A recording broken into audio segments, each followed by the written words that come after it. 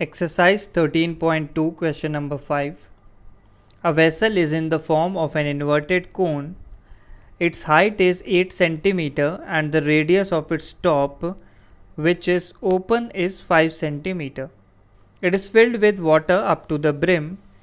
When lead shots, each of which is a sphere of radius 0.5 cm, are dropped into the vessel, 1/4 of the water flows out. Find the number of lead shots dropped in the vessel. तो यहाँ पे हमें एक कोन shaped vessel given है। तो ये हमारे पास हो गया एक कोन शेप्ड वेसल। इस वेसल की डायमेंशंस हमें गिवन है, हाइट गिवन है 8 सेंटीमीटर। तो हाइट ऑफ द कोन ये वैल्यू हो जाएगी 8 सेंटीमीटर और radius of its top is 5 centimetre. तो radius of the cone is 5 centimetres. तो ये दोनों चीज़ हमें गिवन है। Next, the cone is filled with water up to the brim, यानी कंप्लीटली फिल किया गया है वाटर से। ये कोन जो है पूरा फिल किया गया है। फिर इसके बाद इसमें स्फेरिकल लेड शॉट्स जो हैं इसमें ड्रॉप किए जाएंगे। तो स्फेरिकल लेड शॉट्स अगर हम इसमें ड्रॉप करेंगे तो जितनी वॉल्यूम एक लेड शॉट की होगी उतना ही वॉल्यूम ऑफ वाटर जो है स्पिल आउट हो जाएगा या फिर बाहर गिर जाएगा। तो जितनी वॉल्यूम ऑफ लेड शॉट्स अंदर जाएगा उतना ही वाटर बाहर आ जाएगा। तो ये हमारे क्वेश्चन की इक्वेशन बनने वाली है। तो हमें निकालना है number of lead shots dropped in the vessel अगर 1/4 वाटर जो है फ्लो आउट कर जाता है। सबसे पहले हम निकाल लेते हैं वॉल्यूम ऑफ कोन। तो वॉल्यूम ऑफ कोन हम इसलिए निकाल रहे हैं क्योंकि जितनी कोन की वॉल्यूम होगी उतना ही उसके अंदर वाटर होने वाला है। Volume of cone is equal to volume of water in vessel. तो ये कोन की वॉल्यूम का फॉर्मूला होता है 1/3 pi R square H, where R is radius, H is height. तो ये बनता है 1/3 इंटू पाई इंटू रेडियस है 5 सेंटीमीटर, तो 5 का स्क्वायर आ जाएगा यहाँ पे, इंटू हाइट है 8 सेंटीमीटर्स। तो ये बनता है 5 स्क्वायर इज़ 25, 25 इंटू 8 इज़ 200। तो ये आंसर आ गया 200 पाई/3। और वॉल्यूम की बात हो रही है, सारी यूनिट सेंटीमीटर्स में, तो आ जाएगा सेंटीमीटर क्यूब। ये हो गए हमारे पास इनिशियली जो वॉल्यूम ऑफ वाटर है वेसल में।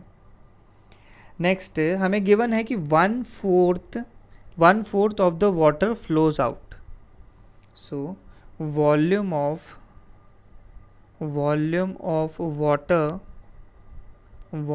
Water ओवरफ्लोन।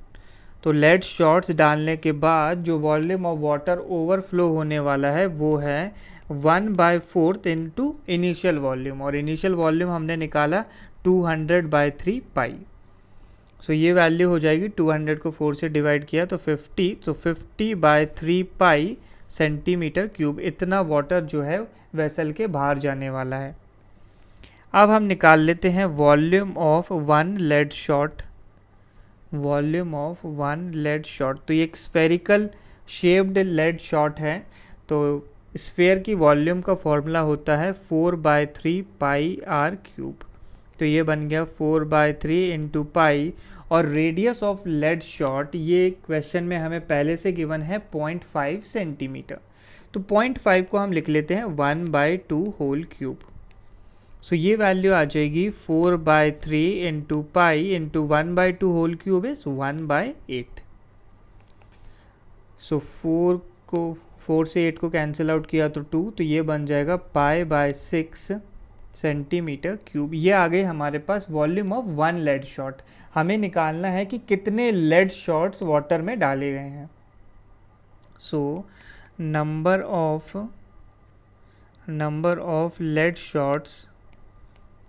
Of lead shots is equal to volume of water overflown. तो जितना वॉल्यूम ऑफ वाटर ओवरफ्लो होगा उसे हमें डिवाइड करना होगा volume of one lead shot से, क्योंकि जितने लेड शॉट्स का वॉल्यूम होगा उतना ही वॉल्यूम ऑफ वाटर ओवरफ्लो होने वाला है। तो वॉल्यूम ऑफ वाटर ओवरफ्लोन ये हमने निकाला 50/3 pi divided by volume of 1 lead shot, ये वैल्यू आई है π/6।